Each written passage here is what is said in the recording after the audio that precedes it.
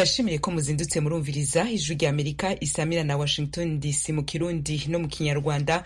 Mwaramutse nshuti bakunzi, muri kumwe natwe mu gitondo cuno wa Mungu. Kuri mikro muzindukanye na Diana Nininahazwe. Ikaze mu biganiro n'amakuru tubafitiye uno munsi. Muti twabateguriye iki? Mu kanya turaza guhera ko yagezweho mu karere k'ibiyaga binini vya Afrika, aza kurikirwa n'ikiganiro c'urwaruka ejo. Inyuma y'ico kiganiro turaza kubashikiriza dusangire ijambo mu sangwe ikaze.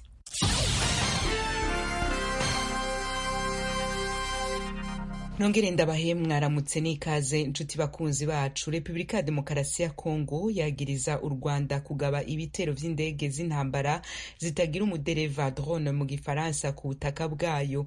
Mu butumwa bwa video, Lieutenant Colonel Guillaume Njike avugira igisirikare ca Kongo mu ntara ya Kivu ya ruguru yavuze ko mu bucagucagu bw'ejo kuwa gatandatu saa 8 z'ijoro drone z'igisirikare c'u Rwanda zakoze ibitero ku kibuga c'indege Goma mu buseruko bwa Kongo. Lieutenant Colonel Guillaume ati nta nkeka izo drone zaduteye zivuye mu Rwanda zari zigamije gusambura indege z'igisirikare cacu. Yamara nta ndege y'igisirikare yononekaye, ahubwo hononekaye indege za gisivile. Igisirikare ca Kongo nticigeze kivuga igitigiri c'indege zononywe n'ivyo bitero cegeka ku Rwanda, eka nticanavuze ibisasu vyoba vyararashwe uko bingana. Itorokanizo ry'amakuru y'Abafaransa AFP dukesha ino nkuru rikavuga ko hari abanyagihugu bo muri Goma baribwiye ko mw'ijoro ryo kuwa gatandatu bumvise urusaku rw'ibisasu bibiri. AFP ikavuga ko naho biruko amasoko yayo yizewe yemeza ko ikibuga c'indege ca Goma ejo kuwa gatandatu cariko gikora ukuri kwamye. Umwe mu badandariza ku rwinjiriro rw'ico kibuga c'indege yabwiye AFP ati imirimo iri kwirangurwa nk'uko vyahora. Aha tuvugana ndiko ndatunganiriza abaje kunshorera. Ijwi ry'Amerika natwe ku ruhande rwacu twagerageje kurondera abategetsi b'igisirikare c'u Rwanda ngo twumve ico bavuga kuri bino vyagirije, ariko ntitwashoboye kubaronka. Hagagira ico badutangariza twaza kukibabwira mu makuru yacu ari imbere. Ejo ry'Amerika turacabandanye n'amakuru tubafitiye muri kano gatondo. Inama rusangi igira 37 y'ibihugu n'amareta bigize umuryango w'ubumwe bwa Afrika yarayitanguye ejo kuwa gatandatu ya Addis Abeba muri Ethiopia, ahari icicaro c'uwo muryango. Ibibazo vy'ingenzi birimburirwa muri iyo nama birimwo imvururu ziterwa no guhindura amabwirizwa nshingiro y'ibihugu bigize ubumwe bwa Afrika, itembagazwa ry'ubutegetsi mu bihugu bitandukanye vya Afrika, umutekano muke mu bihugu birimwo Republika ya Demokarasi ya Kongo, Sudani, Somalia, akarere ka Sahel muri rusangi, Libya, hamwe n'icuka kibi kiri hagati ya bimwe mu bihugu vy'ubumwe bwa Afrika. Iyo nama irarimburirwamo kandi imvururu za politiki muri Senegal, ihindagurika ry'ibihe, ingene Afrika yogira ijambo n'igihagararo ku rubuga mpuzamakungu, na cane cane mw'ishirahamwe ry'ibihugu 200 bitunze gusumba ibindi kw'isi biri mu murugwi witwa G20, n'ibindi bibazo bihanze isi, muri vyo harimwo intambara ya Israel na Hamas.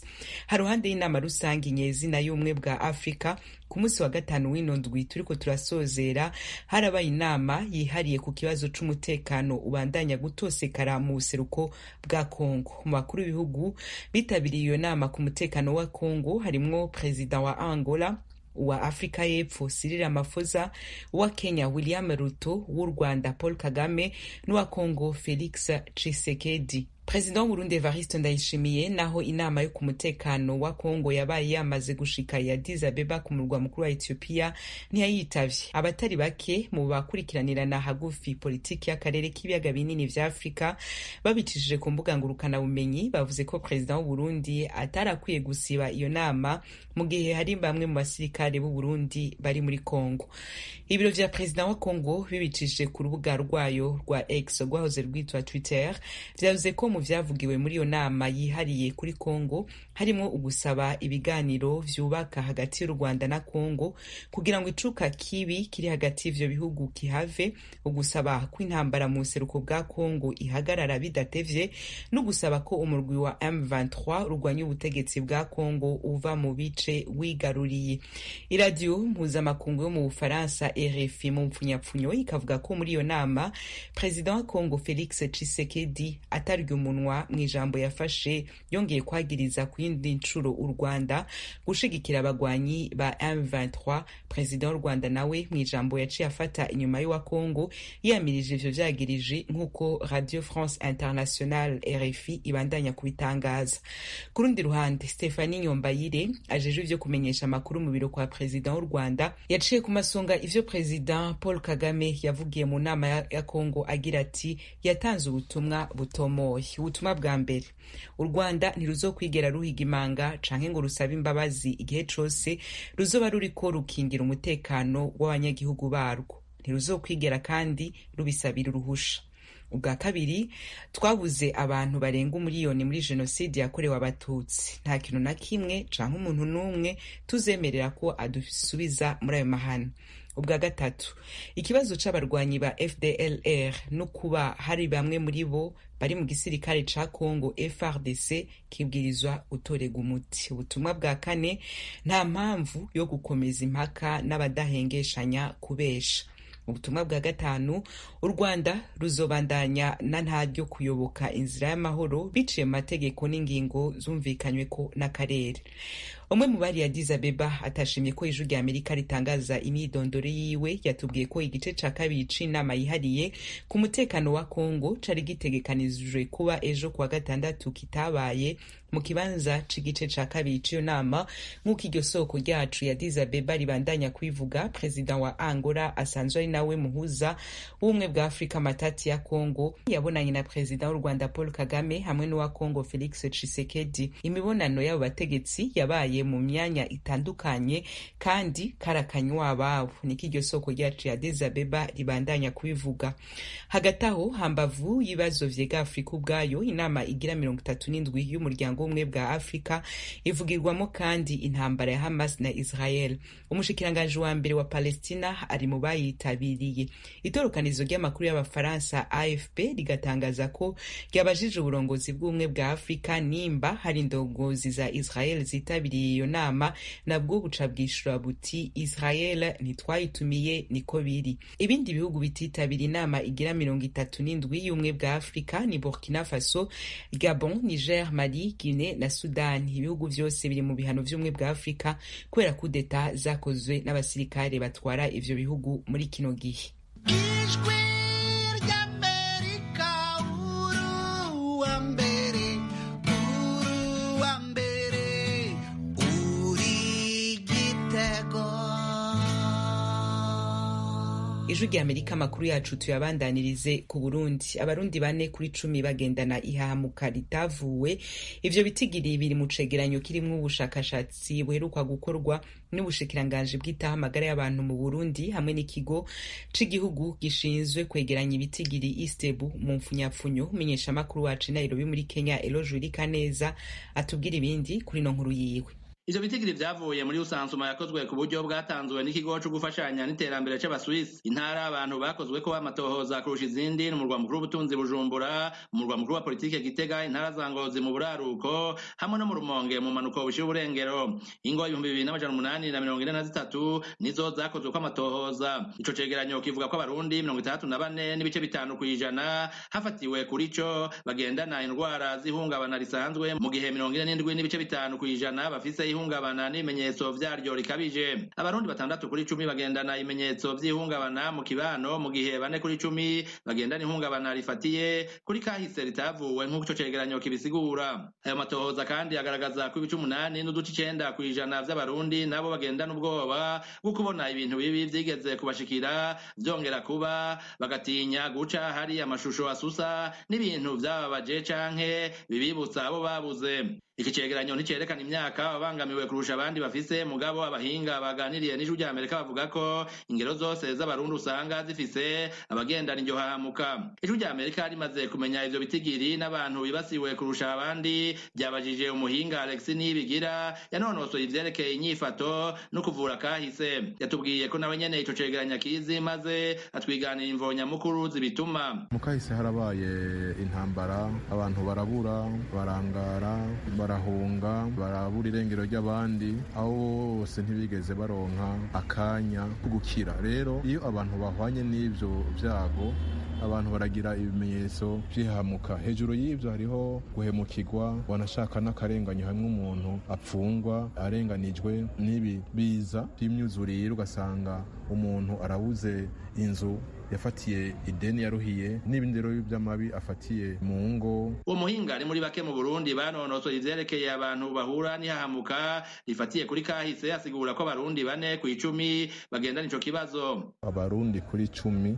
4 ku 10 bashobora kuba bagendana ihahamuka, no kuvuga bagendana ivurungana ry'ihahamuka itatora umuti. Simvuze ko abarundi 4 ku 10 bagwaye mu mutwe, oya, mvuze ko abarundi 4 ku 10 bagendana ubabare nkumwa bwenge bufatiye kwihahamuka cyangwa kwivunga gihamuka itatera umuti. Ni vyiza yuko abantu bafashwa mu kibano bitararenga urugero, kuko hashitse igihe umuntu afata imiti usanga kenshi bizimvye. Abaja kwa muganga kubera ico kibazo baguma biyongera nkuko vyemezwa na Pierre Claver Njejimana ajejwe gukurikirana abarwayi mu kigo CNPK c'igihugu kivura arwaye indwara zo mu mutwe. Nawe nyene yanonosoye ibijanye n'inyifato y'abantu, avuga afatiye ku bitigiri vyo mu 2022 n'ibihumbi 2023 akemeza ko hari abatari bake batagana ico kigo, akagira ko yunganira mugenzi we ku bindi bituma. Twarakiye abantu bagwaye bangana 10,191. Abantu uvuga ngo abatwituye gusa abari mwibarabara, abatashe kuronka ingene baja kuvugwa, zishaka kuronka ingene tubavuga. Ibintu bitera indwara zo mu mutwe n'ibintu byinshi cyane. Ibihe bidasanzwe igihugu cacu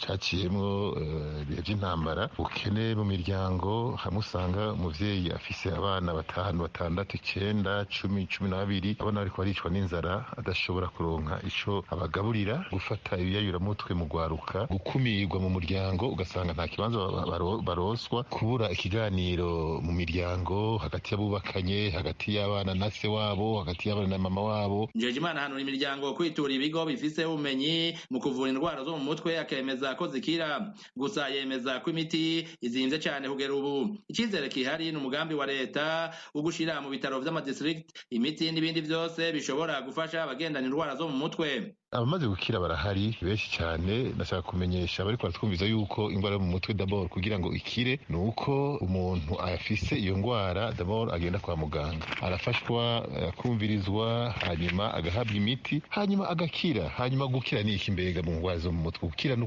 kwemanga yuko ufise iyo ndwara yo mu mutwe, hanyuma ukagenda kwa muganga, hanyuma ugafata imiti nkuko abaganga babigusiguriye, abavuzi babigusiguriye. Kuronka imiti ntivyoroshe namba, kubera imiti dukoresha irazimvye, ikorerwa mu mahanga, cyane cyane tuyikura mu gihugu c'Ububirigi. Mugabo ngira ngo kubera umugambi wa leta wo kwegereza abene gihugu ubuvuzi bwo mu mutwe, bitaro vyo mu madistrict, nibaza ngira nti iyo miti izosha iboneka. Leta rero yari ikwiye gufata mu minwe ico kibazo, abagwayi bo mu mutwe bakaroswa imiti kuja kuri indwara zidakira nk'umugera wa sida. Kimwe mu bintu nyamukuru abahinga bize vyerekeye inyifato bahanura nk'umuti nuko bagendana ihamuka bo kwemera bagaseruka, maze aho baherereye bakaronswa muhinga baganiriza mu mirwi, umwe wese akubahuka akavuga ivyamushikiye. Eroje uri kaneza, Ijwi ry'Amerika. Ijwi ry'Amerika tubandanirize ku kiganiro ejo.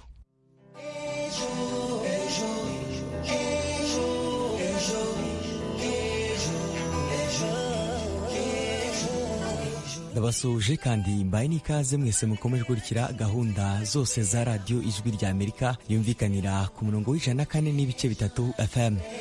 Ndizera mukomeje kugubwa neza aho muhere mu bice bigiye bitandukanye by'isi. By'umwihariko rero tukaba tugeze mu mwanya w'ikiganiro ejo mutegurirwa kandi mukanagezwaho n'umuryango Ejo Youth Echo ukorera Kigali mu Rwanda, ndetse kandi uyu muryango ukaba wifashisha itangazamakuru mu kwimakaza umuco w'amahoro mu Rwanda ndetse no mu karere k'ibiyaga bigari. Kuri mikro muri kumwe nanjye rero Kareme Patrick, bye kaze. Reka nkubwire kurikira ikiganiro ejo kuri radiyo Ijwi ry'Amerika ni ku 104.3 FM.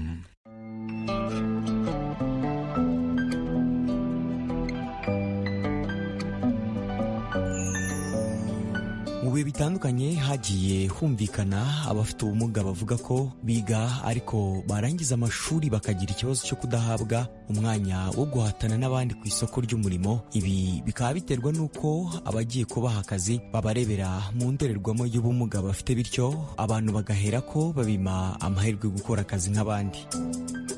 Hirya no hino ku isi hari imvugo zitandukanye zamamaye zirengera abafite ubumuga. Urugero twavuga ni nk'imwe ivuga ko kugira ubumuga bidasobanuye kudashobora. Gusa nubwo kugira ubumuga bitavuze kudashobora, hari abafite ubumuga by'umwihariko bwo kutumva ndetse no kutavuga bagorwa cyane no kubona akazi bitewe n'imyumvire ya bamwe, aho usanga baba bakeka ko badashoboye ndetse kandi no kugumya kubarebera mu ishusho y'ubumuga bafite niba barebere mu ishusho y'ubushobozi ubwabo baba bifitemo. Iyo tunarebye kandi mu itegeko ry'umurimo rivuga ko abantu babiri iyo bakoze ikizamini cy'akazi bakanganya amanota, ryo rivuga ko ufite ubumuga ari uhabwa amahirwe yo guhabwa akazi. Gusa usanga kenshi iri tegeko ridakurikizwa n'abatanga akazi, ahubwo bakakihera abo badafite ubumuga. Leta y'u Rwanda ndetse n'izindi guverinoma zitandukanye ku isi bagenda bashyiraho ingamba ndetse bashyira imbaraga mu kurengera abafite ubumuga. Urugero nko mu Rwanda hari gahunda y'uburezi budaheza kuri bose, bityo bigatuma abafite ubumuga nabo babasha kwiga bakagira ubumenyi n'ubushobozi bukenewe ku isoko ry'umurimo. Gusa nubwo bimeze gutya, hari bamwe mu bafite ubumuga by'umwihariko bwo kutumva no kutavuga bavuga ko hari amahirwe babuzwa ku isoko ry'umurimo kubera ubumuga baba bafite. Byinshi kuri iyi ngingo rero mu nyemerere nakire mugenzi wanjye Nkurunziza Pacifique atugezeho inkuru irambuye.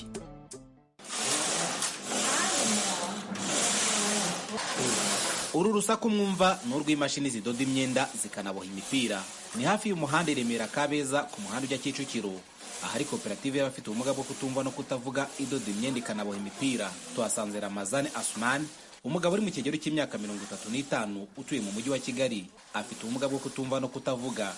Yize amashuri abanza n'ayisumbuye mu ishami ry'icungamutungo. Aha aratangira asobanura ko yagiye gushaka akazi kajyanye n'ibyo yize, nk'uko tumwumva mu ijwi ry'umusemuzi Kwizera Clementine. Naragerageje aho njye hose bakambwira ngo genda ngo tuzakubwira, ategereza kugeza igihe batambwiye, najya n'ahandi bakambwira. Wabonaga impamvu ari bari kukubwira gutyo ngo genda uzagaruka? Impamvu baba babona yuko hari abantu benshi bari gusaba akazi nk'uko nanjye ndi kugasaba, kandi noneho bakavuga ati wowe ufite n'ubumuga bwo kutumva no kutavuga, bakavuga ntabwo tukwangiye ariko genda uzagaruke. Kuvuga aho kugira ngo dufate uyu muntu ufite ubumuga kandi hari n'abandi bari gusaba aka kazi, reka bari bo tugaha, njyewe ubwo nkaburiramo gutyo. Baba babona se ari uko wenda mudashoboye cyangwa ubona ari izindi mpamvu?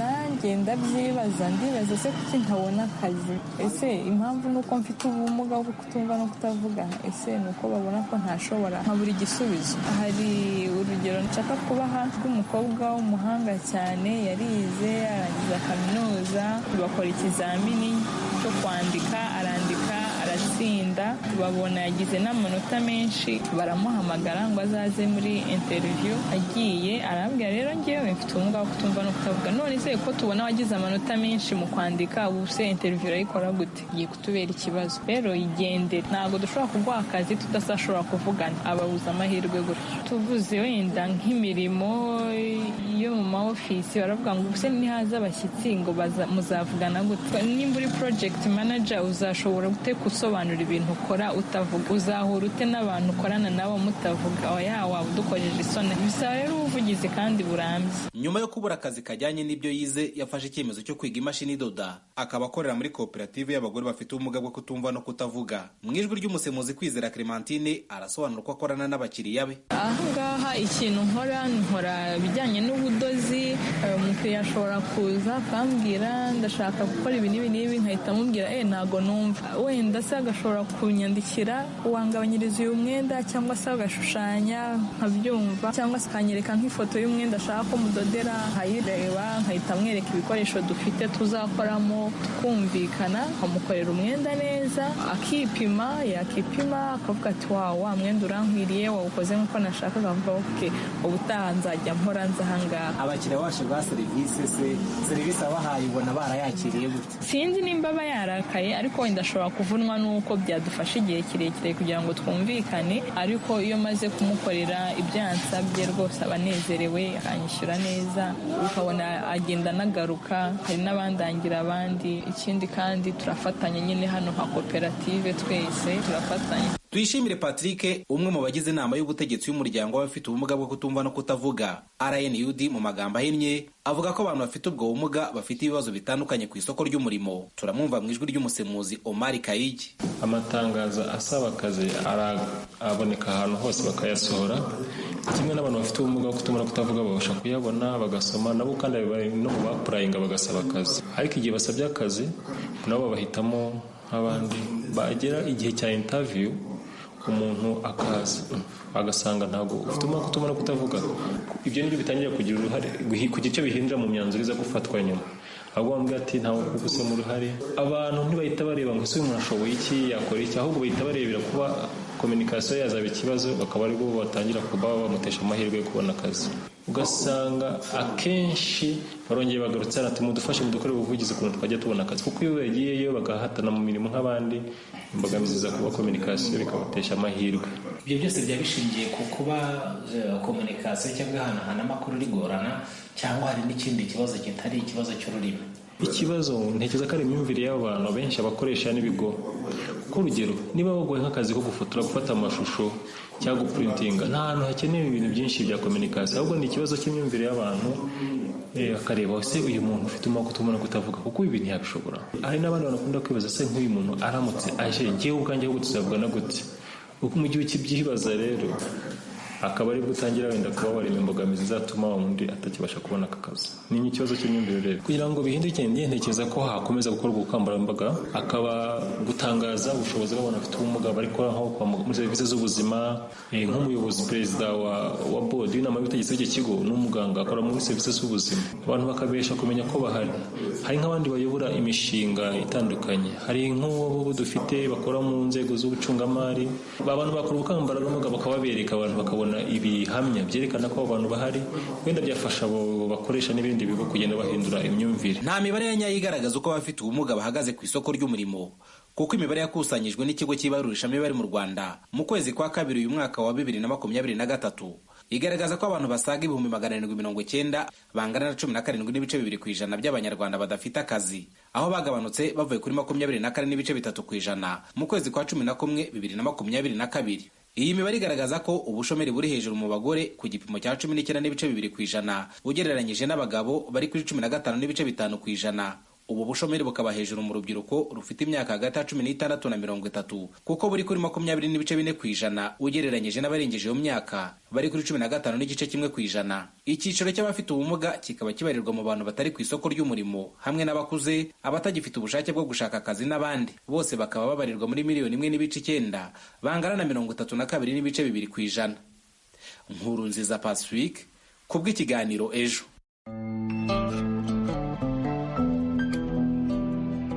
Aha ati naragerageje aho ngiye hose bakambwira ati genda tuzakubwira, nuko nanjye nkategereza nkaheba. Ayo namwe magambo ya Ramazani Asumani ufite ubumuga bwo kutumva ndetse no kutavuga, watubwiye inzitizi yahuye nazo zo kubura amahirwe yo gukora akazi kubera ubumuga afite, nubwo yari yujuje ibisabwa.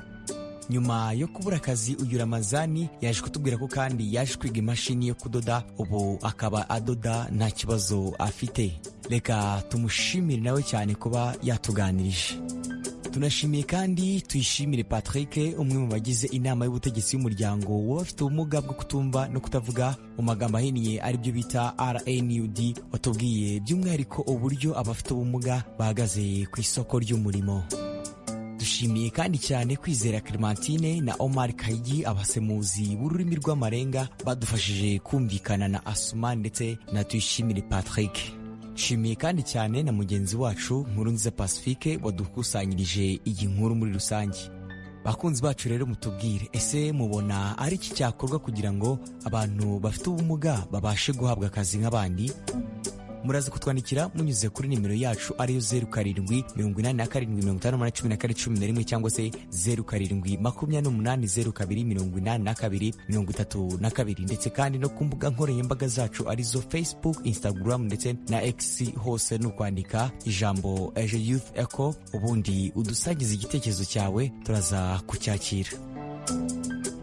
Shuti bakunzi b'ikiganiro Ejo, mu gihe muri kohereza ibitekerezo byanyu, reka twumve ikinamico Tambagira utekanye, reka dukurikire.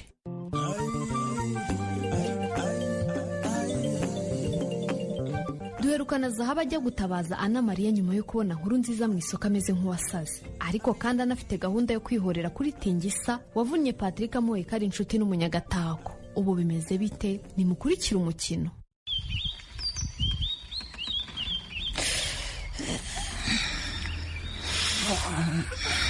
Ana Mariya, ndabyumva ntiwabashije gufatanya ijisho. Nawe nakomeje kukumva, ririnze ritandukana udatoya agatotsi. Ana Mariya, mbabarira ibyabaye. Ariko si buriya warabafashwe n'ibiki nkuru nziza? Uzi ko iyo ntagirwa inama na Christina yo kubanza kukuzana mu rugo, nari guhita nkwirukankana mu bavuzi ba gakondo bakagusabikira. Ariko koko Christina nyangiriye, ubu ni wagushutse ngo uzumbike mu nzu kandi ndwaye koko, aho kunjyana kwa muganga munzana ahangaha ngo mpagwe. Cyakora desi mbabarire nakwambitse urubwa. Ibyo tubireke. Na Christina nzi neza ko nta rwanga gufitiye. Ntabwo namwiyambaje nk'umwanzi, ahubwo namwiyambaje nk'ushinzwe imibereho myiza muri Gatako. Uko tubanya bikurikirana umunsi ku munsi. Nawe ubwawe urabizi ko ahora kuganiriza ngo ureke. Ndeke iki? Rekera ibyo uvuga. Ubundi se nkubaze nkuru nziza, amafaranga uvuga wataye wayataye cyangwa ntayo wahawe? Umva nta kintu na kimwe nibuka pe. Gusa nzi ko Damas yanyishyuye 50,000. Mpita nyacomeka mu mufuko yakabaye. Ibindi sinzi uko byagenze pe. Ego, buryo uhembwa ku kayabo kose tukaba tubayeho nabi ducya koko nkuru nziza. Yezu nyiri mpuhwe. Ugira ngo se ni na nyine nanjye n'ubwa mbere nari nyakoreye pe. Mfata. Erega ukuntu nari nayapangiye ndi gutekereza ibitenge nkugurira, agasakoshi, ntekereza kugura umurima n'ingurube izajya ifasha kariya gahene ngo kadufashe kubona ifumbire. Bahungu mwe, ubu ndabitekereza neza neza nkumva ngiye gusubira ku gasozi. Aho umutindi yanitse ntibiva koko. Yewe, ukuntu wari uhindutse ntibyari buduhire. Bisa nigire guhinga nzane muri ki. Nagira nte. Hanyuma se n'ujya gukanika ibyo bikamyo bya Rwanda? Simva, ndacyari indende. Ariko uzi n'ibindi Ana Mariya, mvuye ku nzoga ngo ngiye kwisubiraho.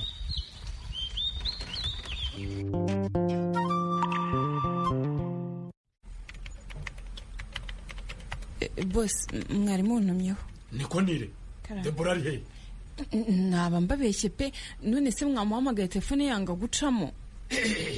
Dore ibi nibyo bituma nzinuka abagore muri kampani yanjye rwose. Nire nkubwira ko kuza gukora hano ari amahirwe ujye ubyemera. Ariko njye narabyemeye boss, kandi mwarakoze kumfasha kuko nari nkeneye akazi. Debora ndahita mwirukana nta neguze, yewe nta nimerekeza muhaye. Ubwo se ni mwamubikoreshejwe n'umujinya boss? Ngo n'umujinya?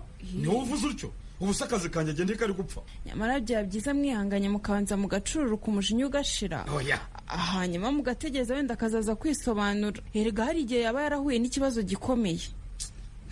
Sha, ibyo tube tubiretse. Ariko ntibinarangiriye. Mbwira rero, wowe n'umuhungu wanjye bisangwa muri gupanga iki? Yego ko man, ntacyo mpanga nabisangwa ngewe.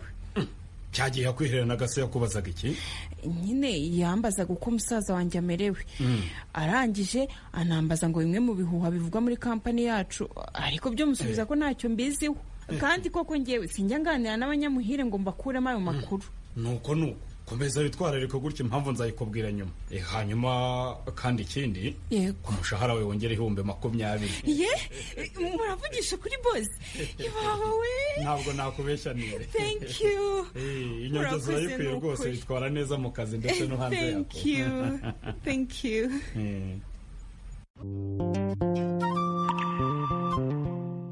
Ijwi ry'Amerika, Washington DC, mu Kirundi no mu Kinyarwanda. Nshuti mwari muduteze amatwi, aha niho igice ca mbere c'ibiganiro vyacu vya kino gitondo kigarukiye. Kuri mikro Diane Ninahazu nabateguriye nongera ndabashikiriza igice ca mbere cacu c'ibiganiro vy'uno wa Mungu. Ndabikibanure ndabifuriza kubandanya mugira umunsi mwiza wa Mungu. Ndabasigaranye bagenzi bacu mu kiganiro dusangira ijambo, tuzongera mu ndwiza.